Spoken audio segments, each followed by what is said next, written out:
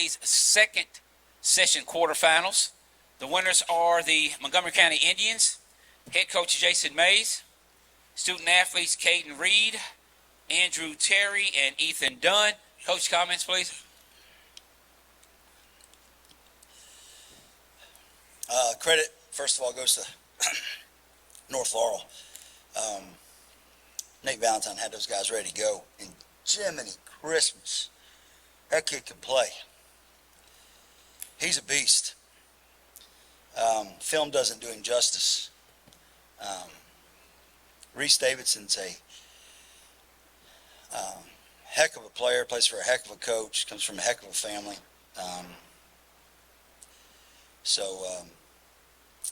I know that kid would rather win than score 41 points. But that's the tale of the game. We had to figure out how to break his rhythm, and we did a much better job of that in the second half. And all that credit goes to our players. One of the reasons we have Andrew Terry up here tonight is because he led that charge in the second half. And he's going to be a stud in his own right because he's just a freshman. I think he grew up by leaps and bounds tonight. But that was the story of the game. We just had to hang on to the end, and we had to make Reese either not get the ball or miss shots there in the third and fourth quarter. He's not up there, but Tice, that third quarter, he comes out, scores 11 points, and has a really big impact there. Kind of really got things going there in the third quarter for you guys. Just what I know he missed a lot of shots there in the first half, but kind of what was a conversation there at halftime with him particularly? I didn't have to say much to him. I mean, he knew I was on his rear end. Probably too much, to be honest with you, during the game in the first half.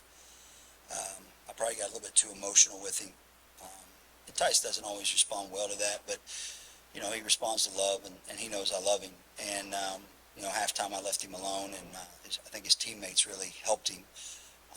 You can ask him that, but he responded like a champion. And I'm really proud of him.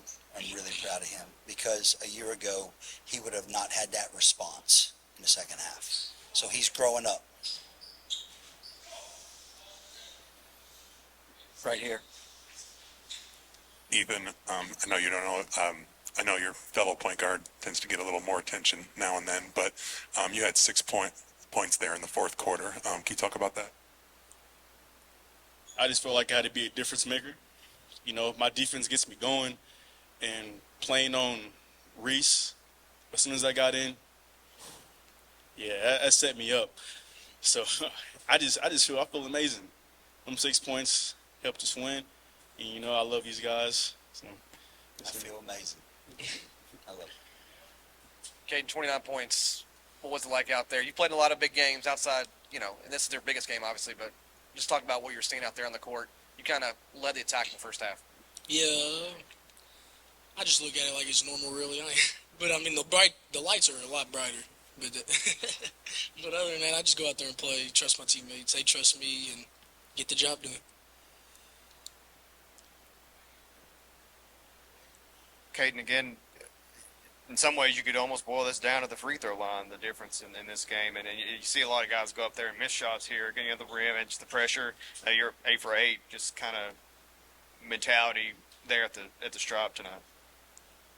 When I was younger, like a freshman, sophomore, I never made them. So this summer I took time to shoot free throws a lot and just breathe, stay focused on what's there, and just knock them down.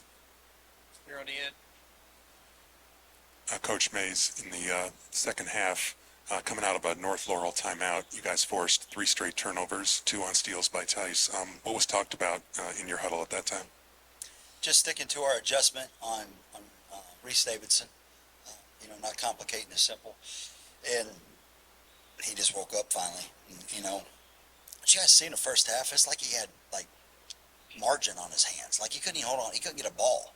In the second half, it was just cleaner basketball for him. I think that, something just switched at halftime. But yeah, that was huge. We call that a kill, 3 stops in a row. We always want to get a stop after a timeout. When you get a kill after a timeout, that's a huge momentum swing. So that was a big pivotal part, you're correct, of the game. Up front. Caden, talk a little bit about that last play after you hit those 2 free throws. Davidson comes down, you know if he puts up the shot, it's probably going to go in, but you get the steal. Talk a little bit about that. Well, I just trust my instincts. I do it a little too much. Ask him yesterday, he got mad at me for doing that and running past him. But he trusts me, and I trusted myself to go get that stuff. I knew he wasn't passing it, so just go and help old 22 over there out. Last question right here in the middle. Coach, I know you're trying to enjoy this one, but thoughts on tomorrow's Great Crossing or Cooper? I'm trying to get prepared for that. We played Great Crossing in December, first 2 weeks of the season, if I recall correctly. We didn't have Luke Fons, nor did we have Caden Reed in that game. But I don't want to take away from what Coach Sully has done at Cooper. I think it's awe-inspiring. And I'll leave it at that. So that'll be a good game. We'll see who we play.